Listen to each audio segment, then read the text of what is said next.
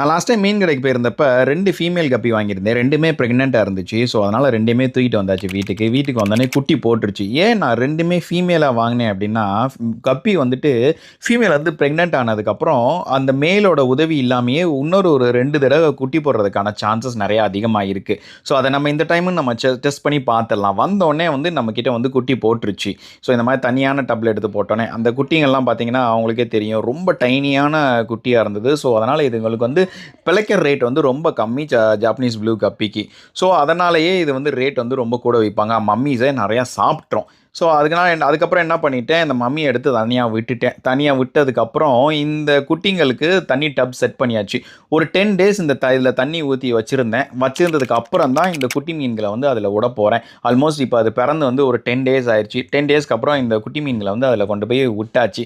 போக போக பார்ப்போம் இந்த குட்டி மீன்கள்லாம் எப்படி வளருது. அதே மாதிரி அந்த மம்மி கப்பி வந்து மேலோட உதவி இல்லாம குட்டி போடுதா அப்படிங்கிறதையும் நம்ம செக் பண்ணி பார்த்துக்கலாம். நம்மள ஃபாலோ பண்ணிக்கோங்க. ஓகேயா?